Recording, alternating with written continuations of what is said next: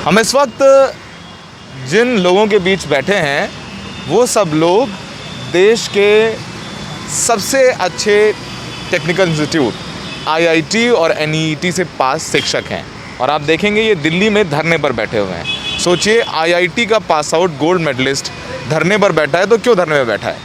आज engineers day है और ये सब वो लोग हैं जिनकी सरकारी नौकरी जाने वाली। 2017 में केंद्र सरकार एक प्रोग्राम लेकर के आई, इसका नाम था TEQIP, technical education quality improvement programme. यानी टेक्निकल एजुकेशन की क्वालिटी इम्प्रूव करने के लिए देश भर में 1200 से ज़्यादा शिक्षक भर्ती किए गए जो IIT NIIT जैसे प्रीमियर इंस्टीट्यूट से पास थे। और कहा गया कि आप लोग यहाँ हमारे पास काम करने आइए, आप लोग अच्छे इंजीनियर्स बनाइए और आपकी नौकरी की जिम्मेदारी हमारी है। 3 साल तक ये प्रोग्राम चला। इसको प्रकाश जावड़ेकर उसमें शिक्षा मंत्री थे, उन्होंने उसका उद्घाटन किया था। उद्घाटन हो गया और 3 साल के बाद तमाम इन शिक्षकों को देश के दूसरे राज्यों में पढ़ाने के लिए भेज दिया गया। लेकिन अब 3 साल के बाद फ़ंड ख़त्म हो गए हैं। राज्य सरकारों ने कह दिया हमारे साथ फ़ंड नहीं है, आप जाइए, हम आपको अब तनख्वाह नहीं दे सकते, वेतन नहीं दे सकते हैं। तो अब ये 1200 से ज़्यादा शिक्षक देश भर से आए हैं, यहाँ दिल्ली में धरने पर बैठे हैं। इनके हाथों में तख्तियाँ हैं और चेहरे पर सवाल है कि ये कुछ इनमें से विदेशों में काम कर रहे थे, जो देश के लिए काम करने के लिए, देश की शिक्षा के लिए काम करने के लिए, देशभक्ति के लिए अपनी नौकरी छोड़ करके आए और अब देखिए विदेश से आके सीधे यहाँ ज़मीन पर धरने पर बैठे हुए हैं। और ये हर रोज़ ऐसे यहाँ पर आए हुए हैं। इनमें से कुछ लोगों से बात करते हैं और समझते हैं कि विषय क्या है और सरकार अब क्या कह रही है इन लोगों को। तो ये तो प्रधानमंत्री मोदी ने खुद ये इनॉग्रेट किया था, ऑनलाइन ट्वीट किया था कि टेक्निकल एजुकेशन अच्छा होगा। तो अब आपकी नौकरी क्यों ली जा रही है? सर, इस प्रोजेक्ट की जो गाइडलाइंस और रूपरेखा तैयार की गई थी उसका स्ट्रक्चर इस तरह से था कि शुरुआत के 3 वर्ष केंद्र सरकार विश्व बैंक की सहायता से इस प्रोजेक्ट को फंड करेगी और उसके बाद राज्य एवं केंद्र सरकारों के मध्य एक MOU साइन हुआ था कि इस 3 साल के पूर्ण होने के बाद जो वेल परफॉर्मिंग फैकल्टीज़ हैं, जिनका परफॉर्मेंस अप्रेजल भी होता है रेगुलर इंटरवल पे, उनको स्टेट गवर्नमेंट अपने सिस्टम में एब्जॉर्व करेगी।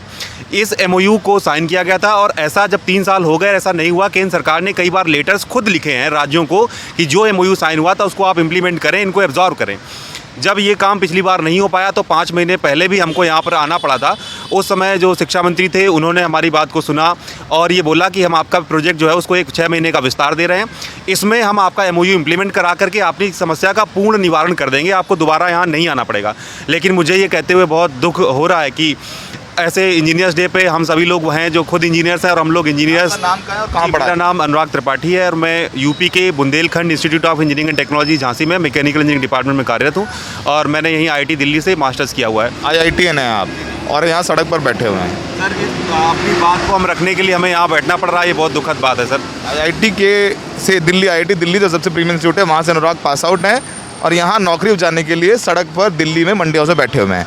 यहाँ पर देखेंगे महिला शिक्षक भी हैं, उनसे बात करते हैं। मैम, आप कहाँ से पास आउट है और कहाँ पढ़ाती हैं? सर, मैं NIT जालंधर से पास आउट हूँ, मेरा पोस्ट ग्रेजुएशन, और मैं राजस्थान के MBM इंजीनियरिंग कॉलेज में अभी कार्यरत हूँ। तो अब तो सरकार ने सुन नहीं रही, अभी तो आपको क्या बोल रहे हैं कि अगले महीने से मत आइए काम पर? सर, हमारा अभी सितंबर एंड तक ही बोला गया है, लेकिन क्योंकि लास्ट टाइम जब हम यहाँ पर आए थे तब हमें ऐसा आश्वासन दिलाया गया था कि 6 महीने के बाद वापस से आपको यहाँ पर नहीं आना पड़ेगा, आपके लिए एक प्रॉपर प्लानिंग की जाएगी। लेकिन अब आप देख सकते हैं कि वापस से हमारी स्थिति वही है, हम वहीं पर सड़क पर आकर बैठ गए हैं। तो आप समझ सकते हैं कि शिक्षा का स्तर कहाँ जा सकता है अगर शिक्षकों के साथ ऐसा हो रहा है। तो यहाँ पर और भी शिक्षक है, अपने छोटे छोटे बच्चों को भी लेकर के आए हैं। जाहिर सी बात है, जिस समय देश पैंडमिक से गुजर रहा है, नौकरियाँ जा रही हैं, तो आप कहाँ से पास आउट हैं और कहाँ पढ़ाते हैं? आपका नाम बताइए। मैं IIT BHU से पास आउट हूँ। मैंने वहाँ पे मास्टर किया इन सिरेमिक डिपार्टमेंट में और मैं बीकानेर इंजीनियरिंग कॉलेज में कार्यरत हूँ। IIT बनारस से, यूनिवर्सिटी, वहाँ से पास आउट? जी। मैं आपको बताना चाहूँगा मीडिया के माध्यम से कि हम लोग हमारी मांग के साथ साथ ग्राउंड लेवल की इंजीनियरिंग कॉलेजों की स्थिति के बारे में भी अपडेट करना चाहते हैं कि हम तकनीकी शिक्षा आज किस दौर से गुजर रही है।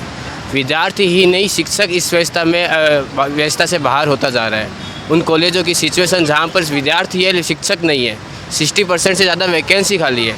जो all India council of technical education, जो सेंटर की ऑर्गेनाइजेशन है, जो स्टेट के इंजीनियरिंग कॉलेज की व्यवस्था को देख रही है, वो भी इस पर कुछ नहीं कर पा रही है।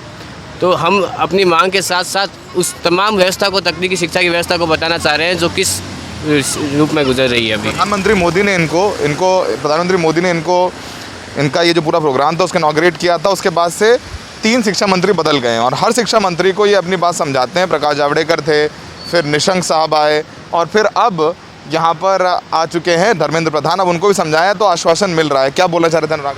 सर हमारे काफ़ी 10 दिन के प्रयास के बाद माननीय शिक्षा मंत्री जी ने हमसे मुलाकात की थी और मुलाकात करने के बाद उन्होंने हमारे विषय को गंभीरता देते हुए अपने सचिव जी को हमारे सामने निर्देश दिए थे कि इनका विषय बहुत महत्वपूर्ण है और इनके लिए हमें चीज़ों को करना है, क्योंकि हमने ऐसा कमिट भी किया है।